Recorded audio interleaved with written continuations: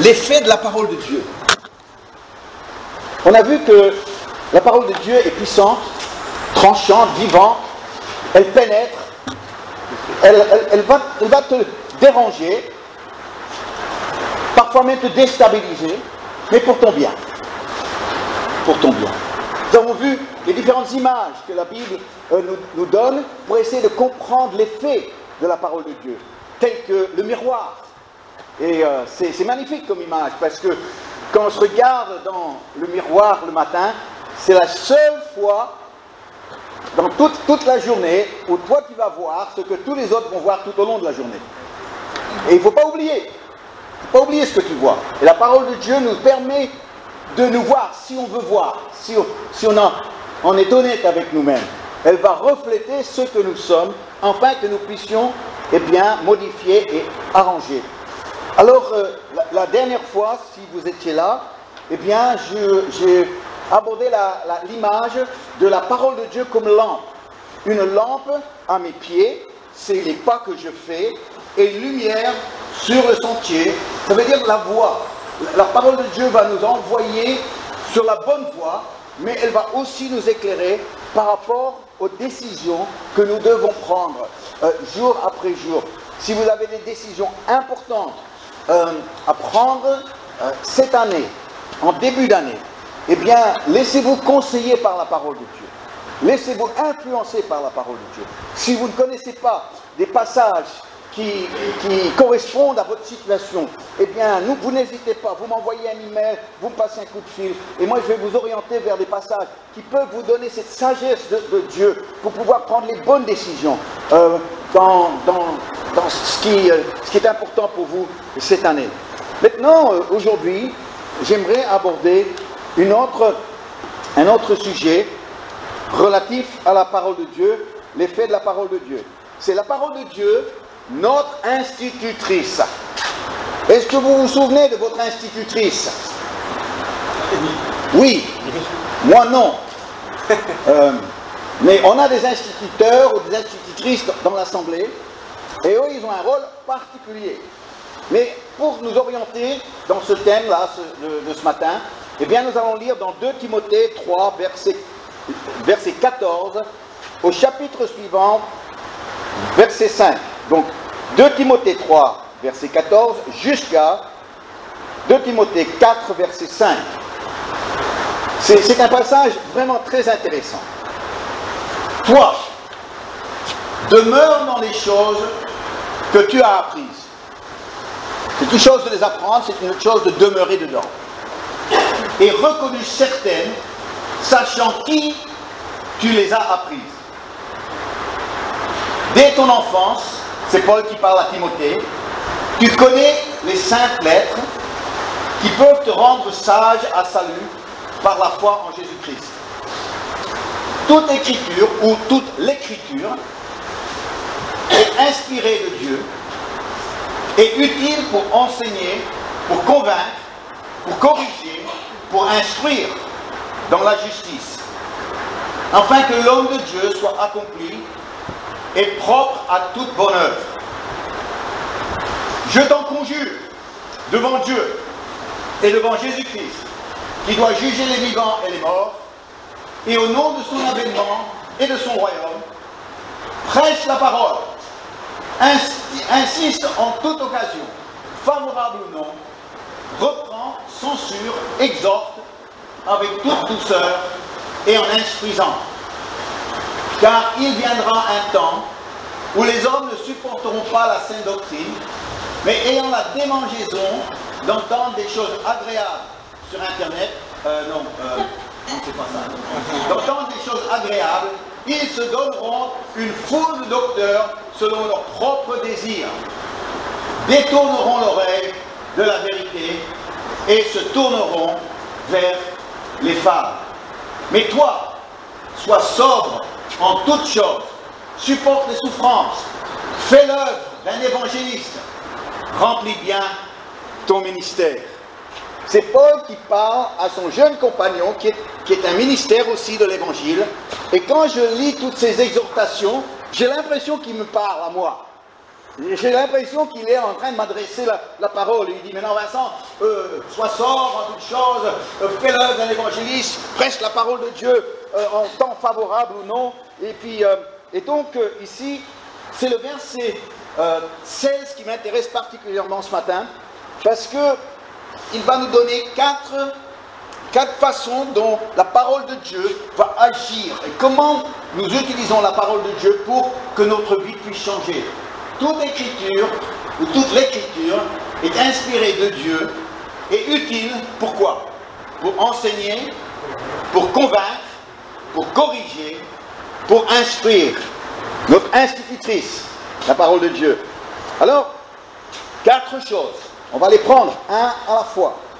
Mais avant cela, parce que je ne me rappelais plus de mon instituteur, ou institutrice surtout, alors je me suis dit, je veux me mettre dans le bain de nouveau. Un instituteur, une institutrice, c'est quoi? On imagine devant sa classe, en train d'expliquer des choses, enseigner, mais est-ce qu'il n'y a pas des choses subtiles qu'il faut aussi comprendre? Et je suis tombé dans ma recherche sur Internet, qui pas tout Internet est mauvais, n'est-ce pas? J'ai trouvé quelque chose de très intéressant. J'ai trouvé que le rôle d'une institutrice qui est efficace, c'était avant tout de gagner l'affection de ses élèves. Qu'il y avait un lien affectif qui était très important pour pouvoir recevoir quelque chose et apprendre de l'institutrice. Et quand j'ai lu ça, je me suis rappelé d'une parole qu'un prof de musique m'a dit une fois, et il m'a dit ceci. Il m'a dit, si mon élève ne m'aime pas, il n'apprendra rien de moi. C'est intéressant ça.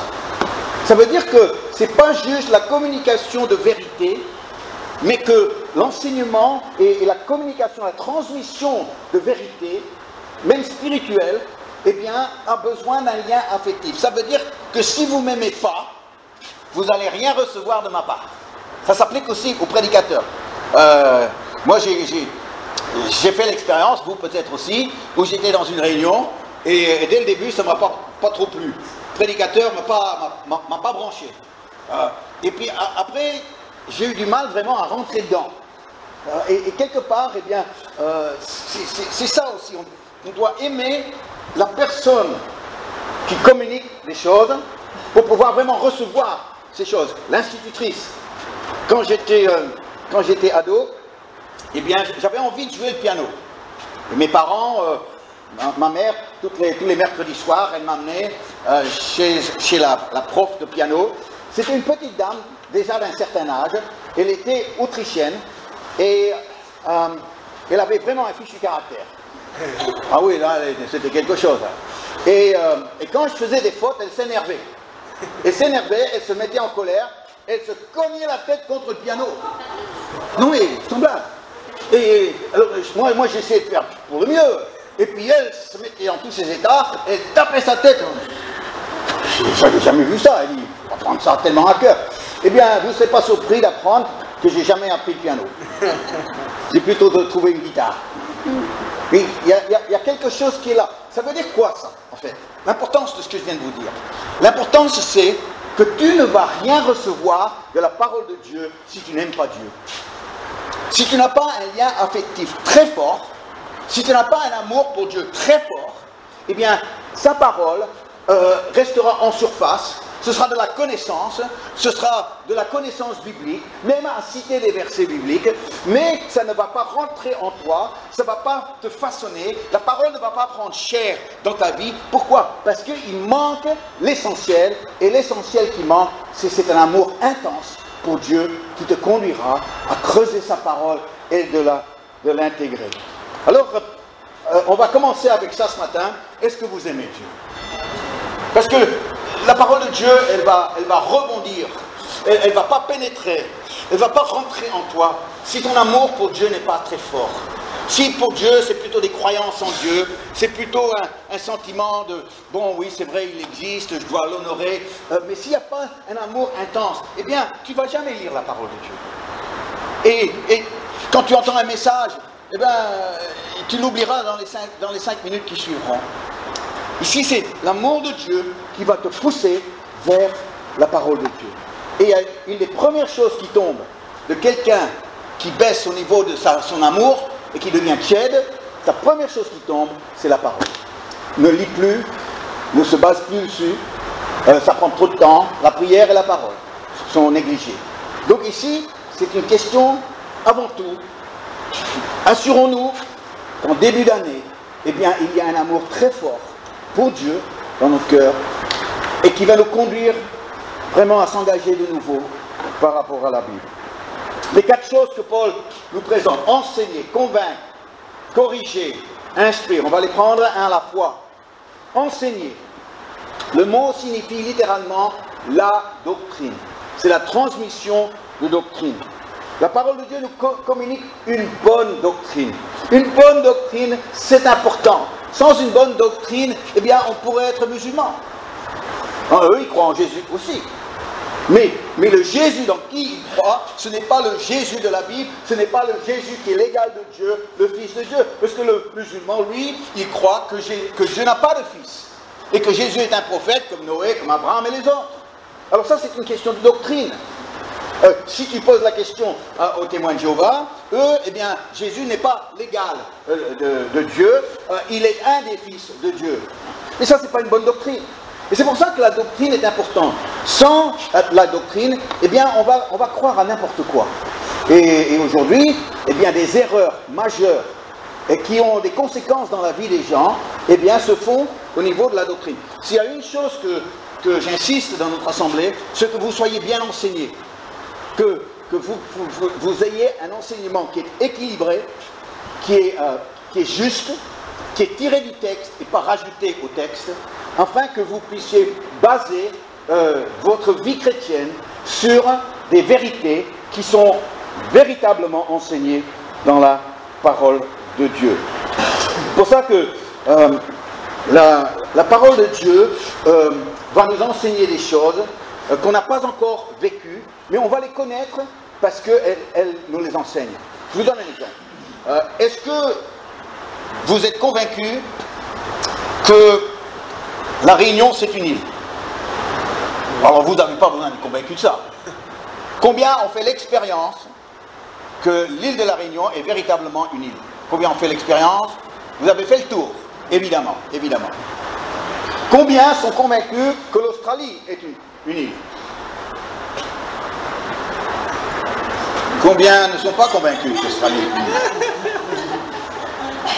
Mais comment savez-vous que c'est une île, l'Australie? Est-ce que vous avez fait le tour? Est-ce que vous l'avez vécu? Non. Mais vous le savez parce que vous avez reçu un enseignement. Et c'est pour ça que le vécu et ce qu'on apprend doivent marcher la main dans la main. Parce qu'il y a des choses qu'on va comprendre et connaître parce qu'on les a vécues. Et il y a d'autres choses qu'on va comprendre et connaître parce qu'on a reçu l'enseignement. Est-ce que vous avez remarqué que l'homme est sous l'influence du mal? Est-ce qu'on a entendu ça ou bien on l'a vu?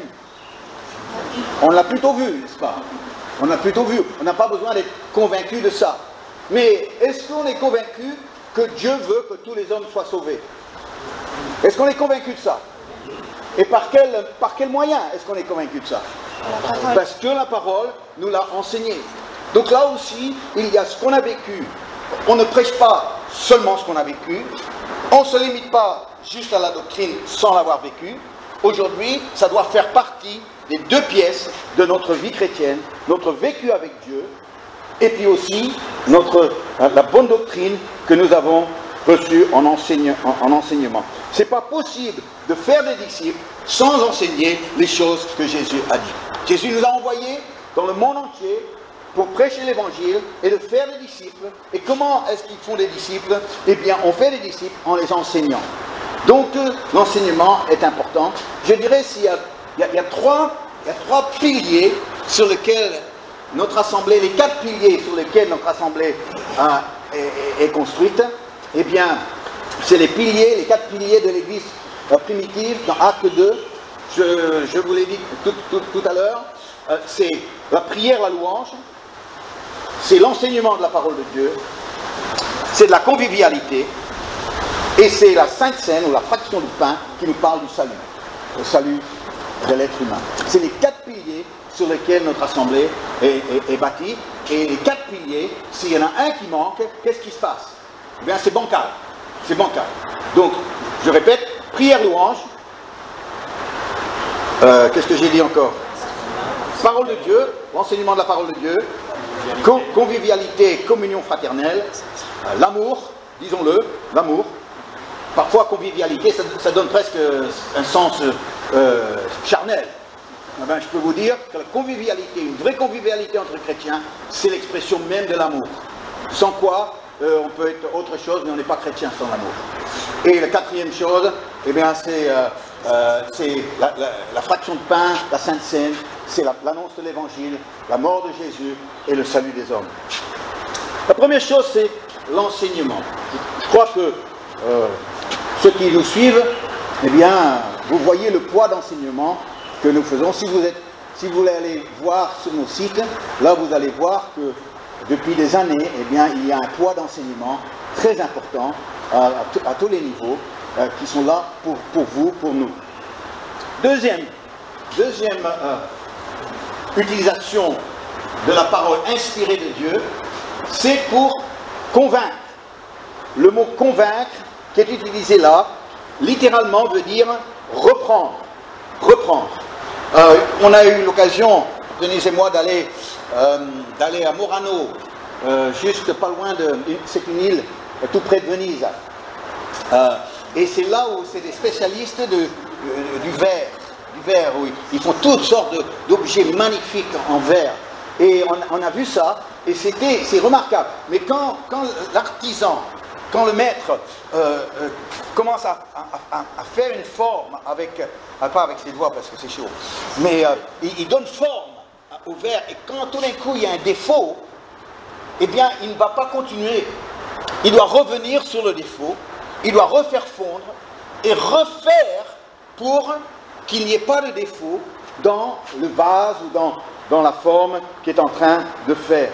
C'est le maçon qui veut faire des rénovations, mais avant de pouvoir faire les travaux de transformation, eh bien il y a des murs à abattre. Il y a des choses à enlever. On ne va pas simplement rajouter à tout ce qui est déjà là. Parfois, il faut enlever pour pouvoir reconstruire. C'est tellement évident, Mais la parole de Dieu nous dit ça. Dans Ecclésiaste 3, il dit, un temps pour arracher et un temps pour planter. Un temps pour abattre et un temps pour bâtir. Un temps pour déchirer et un temps pour coudre. Et le mot reprendre a été traduit ici par convaincre, mais c'est dans le sens d'être convaincu de son erreur. Convaincu de son erreur. Ça veut dire quoi? Ça veut dire qu'on a été mal formé quelque part. Que la vie, que ce soit nos parents, que ce soit notre société, que ce soit l'école, quelque part nous a mal formés, nous a déformés. Et maintenant on a besoin d'être réformés. Mais avant que la déformation peut devenir la réformation, il faut être convaincu du mal, convaincu du défaut. Et ça, aujourd'hui, je ne sais pas, mais ça c'est difficile. Je ne sais pas s'il y a 50 ans c'était plus facile d'être convaincu de ses erreurs, mais aujourd'hui quand tu parles avec les gens, non, tout va bien. Tout va bien, ils n'ont pas à se remettre en question. Si ça ne va pas, c'est la faute à quelqu'un d'autre. Et donc c'est cette parole de Dieu qui va nous aider à défaire ce qui a été mal fait dans notre éducation, dans nos raisonnements, dans nos expériences de vie, dans même dans notre perception du bien et du mal, qu'aujourd'hui on appelle le bien, le mal et le mal, le bien. Oh là là, quelle déformation! Mais pour retrouver la bonne formation, la bonne forme, eh bien, il y a besoin de revenir sur le défaut et changer le défaut. Et ça, c'est le travail du Saint-Esprit, mais c'est le travail aussi de la parole de Dieu. Denise et moi, quand on est arrivé à Paris, c'était ouf, il y a longtemps, eh bien, on a donné des cours d'anglais à Berlitz, c'est une école privée pour ceux qui connaissent le cours de langue. Et nos élèves étaient surtout des hommes d'affaires et des femmes d'affaires, et souvent des PDG. Et ils étaient là pour apprendre. Ils étaient là pour apprendre. Mais le problème, c'était qu'ils ne voyaient pas le défaut. Ils avaient tellement l'habitude de tout connaître, de tout contrôler, d'avoir l'autorité sur tout le monde, qu'il arrivait dans la salle de classe avec cette attitude par rapport à nous. On était jeunes.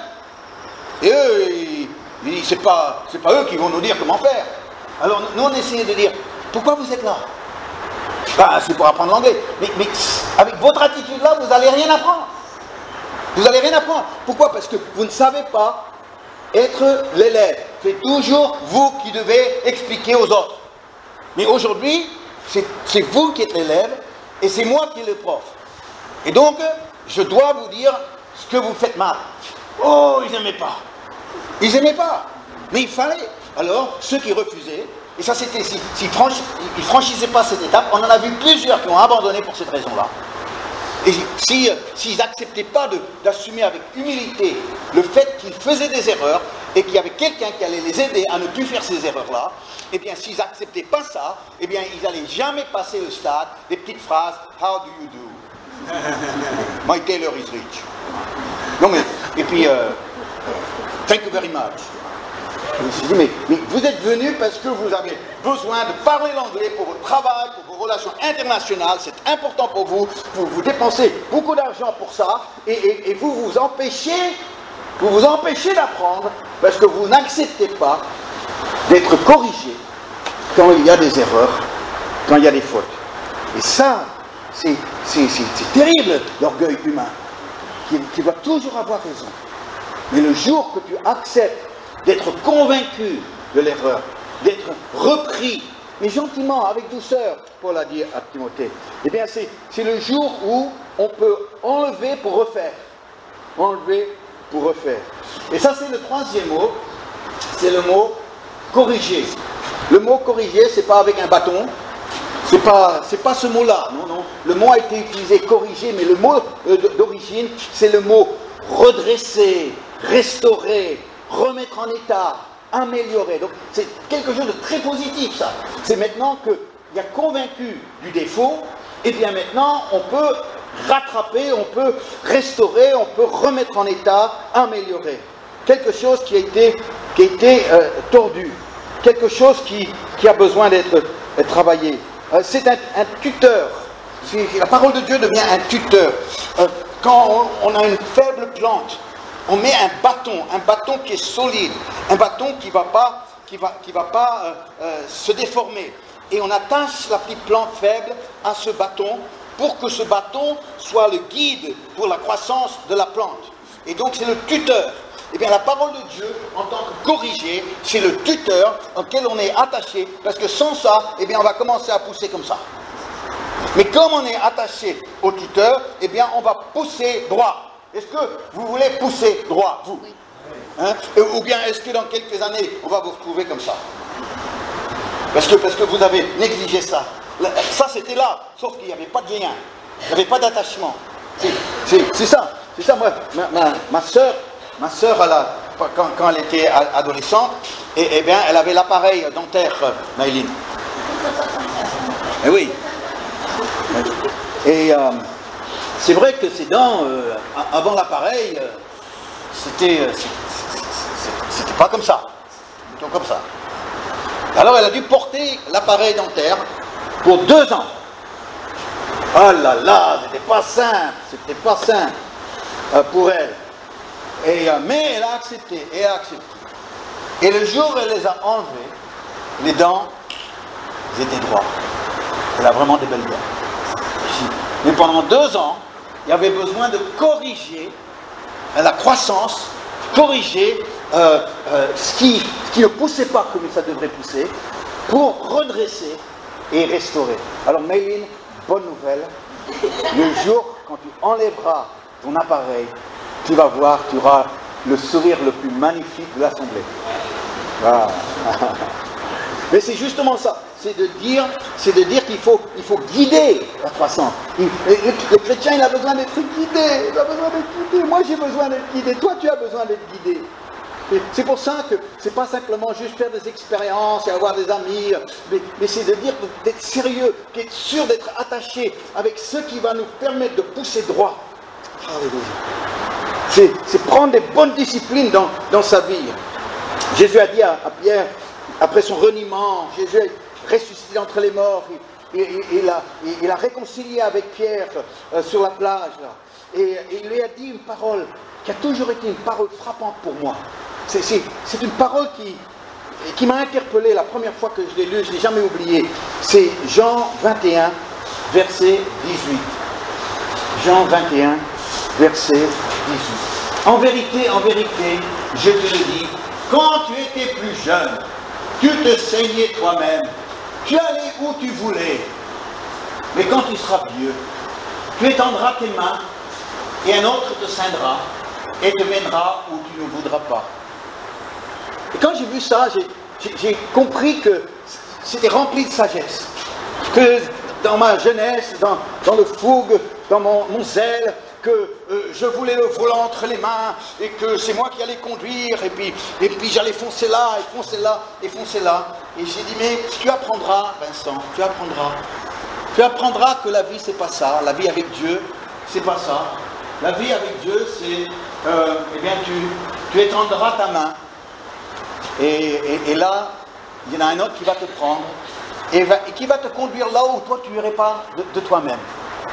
De par ta propre volonté, tu n'irais pas de toi-même. Et aujourd'hui, eh bien, je peux vous dire que, même depuis ma jeunesse, eh bien, j'ai appris à mettre ma main, à tendre la main, et de laisser l'autre me cindrer, je peux dire, me ceindre,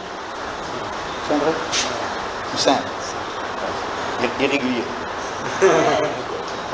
et de me mener là dans toute sa volonté, qui n'est pas forcément toujours la mienne. Donc aujourd'hui on parle de ça.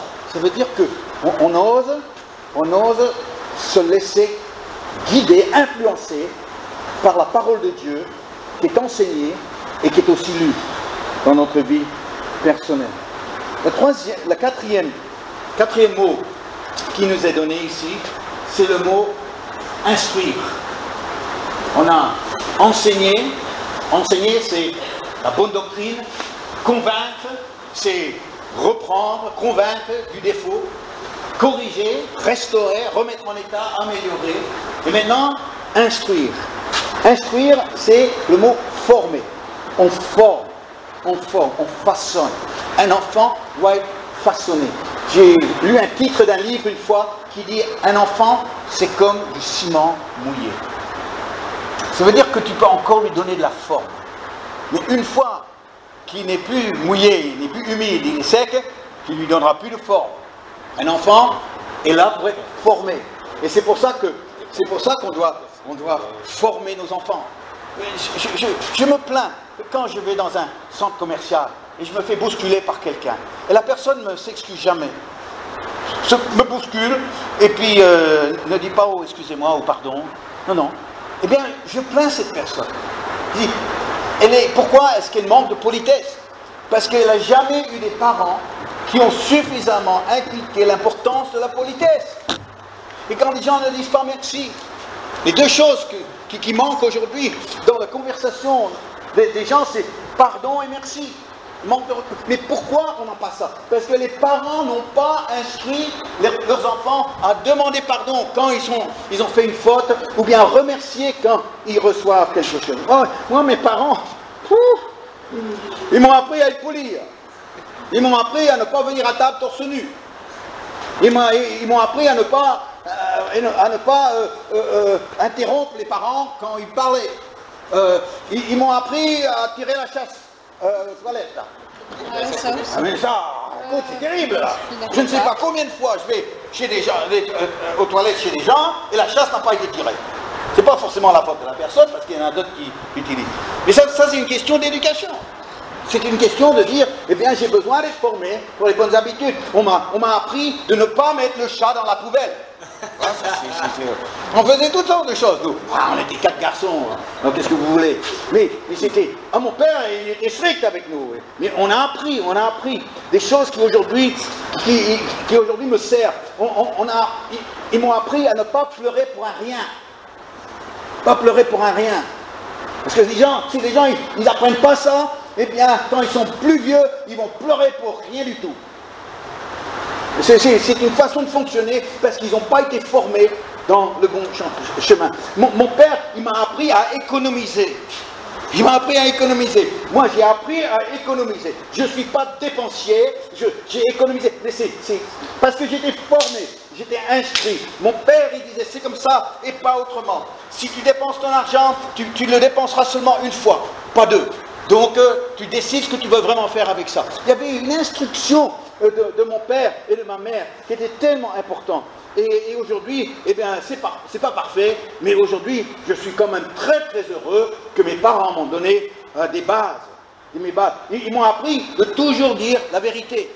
Toujours dire la vérité. Ils m'ont appris une notion d'honnêteté qui est importante. C'est des bases, ça, c'est des bases qui m'ont servi toute la vie et qui continuent à me servir. Et quand je vois que les gens mentent si facilement, quand je vois que les gens savent pas, ils sont toujours dans le crédit et toujours de plus en plus de crédit. Quand je vois la façon dont les gens vivent, ils se disent ça c'est les parents, ça ils n'ont pas été formés, ça ils n'ont pas été instruits.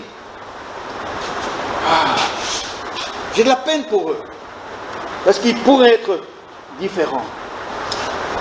Mais quand on a cette instruction, quand on accepte le tuteur, on accepte d'être formé, on accepte qu'on a besoin d'être façonné, qu'on est de la matière première, on doit faire quelque chose de ce qu'on est, ce qu'on a, et que cette parole de Dieu va nous instruire, que Dieu nous aime. Et il nous aime comme un père. Et parce qu'il nous aime comme un père, il s'occupe de notre éducation. Il s'occupe de notre éducation. Alléluia. C'était dans notre église en Australie. Et un jour, c'était un dimanche soir. On faisait une réunion le dimanche soir. Et un dimanche soir, il y a un homme qui est venu dans l'église. Ah, c'était un gars qui était un bon vivant, il avait les cheveux un peu blonds, un peu longs, un peu surfeur, et puis et il vivait un peu comme ça aussi, sérieux mais un peu à la bohème. Et voilà que ce soir-là, il donne sa vie à Jésus. Il est ébloui par la joie, il est ébloui par les visages rayonnants de tous les chrétiens, et surtout les chrétiennes, il était vraiment épaté de découvrir ce monde nouveau qu'il ne connaissait pas. Et dans la semaine qui a suivi donner sa vie à Jésus, eh bien, il a fait connaissance d'une des femmes de l'église, et puis il l'a invité au resto. Et à la fin de la soirée, il a dit à la jeune femme chrétienne, il a dit, alors, ce sera chez toi ou chez moi? Il s'est pris une gifle, parce que pour lui, soir resto se termine dans un lit. Hein? C'est comme ça qu'il avait appris. Et alors, c'était, alors, ce sera chez toi ou chez moi? La chrétienne, paf, elle lui met une gifle. Il est complètement sous le choc, le dimanche suivant, il vient me voir, et il m'explique, et il dit, mais pourquoi j'ai eu la gifle? Il ne comprenait rien. Je lui ai dit, écoute, tu sais, tu couches pas avec les filles. C'est pas chez toi ou chez moi. Alors je vois qu'un bus, je crois, est en train d'arriver. On va arriver. Je raccourcis l'histoire. C'est que aujourd'hui, cet homme, eh bien, il a accepté le tuteur, il a accepté d'être remis en question, d'être corrigé. Et aujourd'hui, cet homme, il est pasteur à Brisbane. Et c'est lui qui est en train d'apprendre aux autres, tu ne coucheras pas avec les filles. Voilà. Alors, ce que je vous propose, c'est qu'il y a un bus qui vient d'arriver. Alors, j'aimerais prier avec vous à la fin. Alors, ce qu'on va faire, on va laisser nos amis rentrer, faire leur prière. Et je vous propose qu'on rassemble juste nos sacs.